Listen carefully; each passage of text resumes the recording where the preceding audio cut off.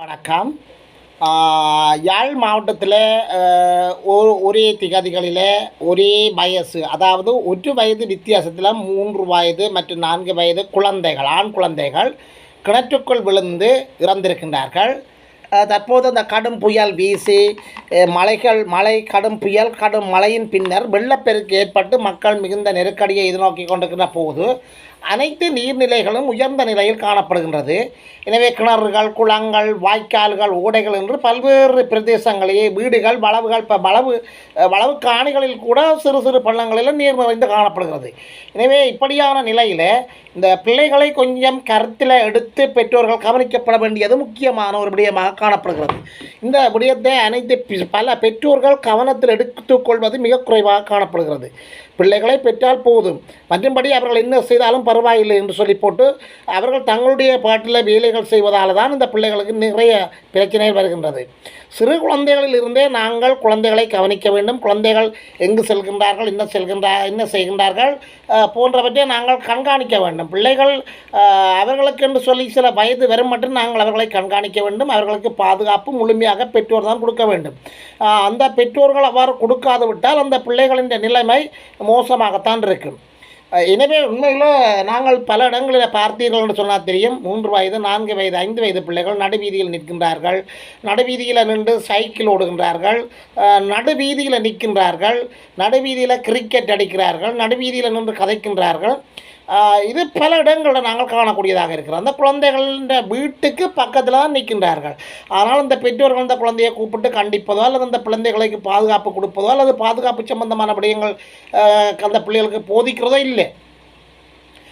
நாங்கள் சாதாரணமாக வீதிகளில் போய்க்க மிகச்சிறிய குழந்தைகள் கடைக்கு போய் வருவார்கள். அந்த குழந்தைகள் கடைக்கு போய் பொருட்களை வாங்கக்கூடிய ஆற்றல் அவர்களுக்கு இருக்குதோ தெரியாது.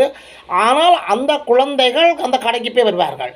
உதாரணத்துக்கு 4 வயது பிள்ளை ஒரு கடைக்கு போய் சாமான் வாங்கி கொண்டு வரைக்க அந்த பிள்ளை தனக்கு அடுத்த தம்பிக்காரன் 2 வயசு அல்லது 3 வயதுக்காரனை கூட்டிக்கொண்டு வருது. 4 வயது பிள்ளைக்கு அந்த போக்குவரத்து விதிகள், எப்படி போக வேணும், எப்படி வரணும், போகின்ற போது எந்த கரையால் போகணும், எந்த கரையால் வரணும், வீதிகளை குறுக்கிறது பாரு என்கின்ற அந்த நெறிமுறைகள் அந்த குழந்தைகளுக்கு தெரியாது. அந்த குழந்தைகளுக்கு ஒரு குறிப்பிட்ட வயது வந்தோடனே தான் அந்த குழந்தைகளை நாங்கள் வெளியில் செல்ல அனுமதிக்கும். ஆனால் அநேகமாக யாழ் மாவட்டத்தில் கிராமங்களில் நீங்கள் பார்த்தீர்கள் என்று சொன்னால் இந்த நிலை தொடர்கின்றது. நான் நேற்று வருகின்ற போது கூட ஒரு 4 வயது பிள்ளை தன்னுடைய 2 வயது பிள்ளையை கடைக்கு கூட்டிக் கொண்டு போய் சாமான் வாங்கி அந்த 4 வயது பிள்ளை நிறைய சாமான் கையில் கொண்டு வருது.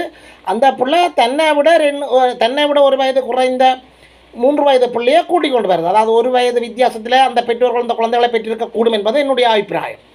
எனவே இந்த பிள்ளைகளை நம்பி அந்த பெற்றோர்கள் அந்த கடைக்கு அவன் வீட்டில் இருந்து கிட்டத்தட்ட ஒரு 1/2 கிலோமீட்டர் தூரத்தில் உள்ள கடைக்கு அந்த பிள்ளைகளை நம்பி விட்டுட்டு அந்த பெற்றோர்கள் என்ன துணிச்சல்ற அந்த வீட்டில் இருக்கின்றார்கள். இந்த நிலை தான் யாழ் மாவட்டத்தில் சரி, அதாவது கிராமப்புறங்களில் இந்த நிலை தொடர்கின்றது. எனவே பெற்றோர்கள் விழிப்புணர்வுடன் இருக்கின்ற தன்மைகள் மிக குறைவாக காணப்படுகின்றது. இது சம்பந்தமாக கிராம மட்டத்தில் உள்ள உத்தியோகத்தர்கள் கண்காணிக்க வேண்டும், அந்த பிள்ளைகளை வழிப்படுத்த வேண்டும், அந்த பெற்றோர்களை வழிப்படுத்த வேண்டும். இந்த நிலை மாற வேண்டும். இந்த நிலை, அதாவது கிராம மட்டங்களில் உள்ள அலுவலர்கள் இவ்வாறான குழந்தைகளை இனங்காணுகின்ற போது அந்த பெற்றோர்களுக்கு உரிய அறிவுறுத்தல்களை வழங்குகின்ற போது அந்த பிள்ளைகள் பாதுகாக்கக்கூடிய சூழல் வரும். எனவே தற்போது மிக ஒரு துன்பியல் சம்பவம் யாழ் மாவட்டத்தில் நடந்திருக்கிறது. 4 வயது பிள்ளை ஒன்றும் 3 வயது பிள்ளை ஒன்றும் வடமராட்சி மற்றும் யாழ்ப்பாணம் போன்ற பிரதேசங்களில் கிணற்றுக்குள் விழுந்து, அதாவது சுவர்கட்டு இல்லாமல் பாதுகாப்பற்ற கிணற்றுக்குள் விழுந்து தங்களுடைய உயிர்களை மாய்த்திருக்கின்றார்கள். அந்த கிணற்றுக்குள் விழுந்த பின்னர் அந்த பிள்ளைகளை தூக்கி கொண்டு மிக வேகமாக மருத்துவமனைக்கு கொண்டு சென்றிருக்கின்றார்கள். ஆனால் அங்கு போகின்ற போது இடைவெளியில் ஒரு பிள்ளை இறந்திருக்கிறது. மருத்துவமனையில் சிகிச்சை பெற்றுகின்ற போது ஒரு சில நாட்களில் ஒரு குழந்தை இறந்திருக்கின்றது. எனவே எங்கு தவறு இருக்கிறது என்பதை அனைத்து பெற்றோர்களும் கவனிக்க வேண்டும். இந்த விடயம் சம்பந்தமாக நாங்கள் இவ்வாறு கதைக்கிறது என்ற நோக்கம் யாரையும் புண்படுத்தவோ யாரையும் தாக்கவோ அல்ல.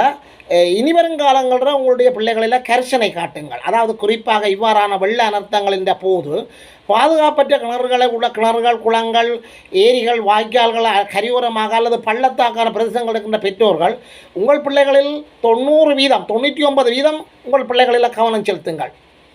மீதி ஒரு வீதம் தான் நீங்கள் வேறு வேலைகளில் ஈடுபட வேண்டும். குழந்தைகளை பெற்ற தாய்மார்கள் அந்த குழந்தைகள் வளர்ந்து அவர்களுக்கென்று சொல்லி அறிவு, அதாவது அறிவு ஞானம் கிடைக்கின்ற வரை, அவர்களுக்கென்று சொல்லி பகுத்தறிவு வருகின்ற வரை அந்த குழந்தைகளை பாதுகாப்பதை பெற்றோர்களினுடைய 99% கடமையாகும். இது எங்களுடைய மத்தியில் துரசித்தமான விடயமாகத்தான் காணப்படுகிறது. இது போன்ற காணொலிகளை நீங்கள் பார்ப்பதற்கு எங்களுடைய காணொலியில் தொடர்ந்து இணைந்து கொண்டிருங்கள். எமது காணொலிக்கு நீங்கள் புதியவராக இருந்தால் சப்ஸ்கிரைப் பண்ணுங்கள், ஷேர் பண்ணுங்கள், எமது கருத்துக்களை கமெண்ட்ஸ் பண்ணுங்கள். அருகில் இருக்கிற பெல் ஐக்கானை அழுத்தி உங்களுக்குரிய நோட்டிஃபிகேஷனை பெற்றுக்கொள்ளுங்கள். அந்த பெல் ஐக்கானை நீங்கள் அழுத்துகின்ற போது நாங்கள் போடுகின்ற பல ரக காணொலிகள் உடனுக்குடன் நீங்கள் பார்க்கக்கூடியவராக இருக்கும். செய்திகள், பல்வேறு விடயங்கள், அரசியல் செய்திகள் போன்ற பல்வேறு விடயங்களை நாங்கள் எங்களுடைய காணொலிகளுக்கு கூடாக வெளிப்படுத்துகின்றோம். எமது காணொலியில் தொடர்ந்தும் பயணியுங்கள். நன்றி. தொடர்கின்றோம். கிணற்றுக்குள் விழுந்து 2 குழந்தைகள் பலி, 2 வேறு இடங்களில் துயரமான சம்பவம். யாழ்ப்பாணத்தில் கிணற்றுக்குள் தவறி விழுந்து 2 ஆண் குழந்தைகள் உயிரிழந்துள்ளன. இருபாலை மற்றும் பருத்தித்துறை ஆகிய பகுதிகளிலே இத்துயரச் சம்பவங்கள் இடம்பெற்றுள்ளதாக கூறப்படுகின்றது. பருத்தித்துறை போலீசுக்குட்பட்ட திருமால்புரம் மல்லிபுரம் பகுதியில் பாதுகாப்பற்ற கிணற்றுக்குள் தவறி விழுந்த ரஜீவன் சுஜித் வயது 3 என்ற ஆண் குழந்தை உயிரிழந்துள்ளது. குழந்தையை மீட்டு பருத்தித்துறை ஆதார மருத்துவமனையில் சேர்த்த போதும் அந்த குழந்தை முன்னதாகவே உயிரிழந்து விட்டதாக மருத்துவர்கள் கூறியுள்ளார்கள். இதேவேளை இன்னொரு குழந்தையும் இறந்திருக்கிறது. அந்த குழந்தை இறந்த இடம் எங்கே என்று பார்த்தோம் என்று சொன்னால், இருபாலை கிழக்கு பகுதியில் கடந்த 23ஆம் தேதி பாதுகாப்பற்ற கிணற்றுக்குள் தவறி விழுந்த நிரோஜன் விமாத் வயது 4 என்ற குழந்தை யாழ்ப்பாணம் போதானா மருத்துவமனையில் சிகிச்சைக்காக சேர்க்கப்பட்ட நிலையில் சிகிச்சையின் போது நேற்று உயிரிழந்துள்ளது. இறப்பு விசாரணைகளை யாழ் மாவட்ட போதானா மருத்துவமனையின் திடீர் இறப்பு விசாரணை அதிகாரி பிரேம்குமார் மேற்கொண்டுள்ளார்.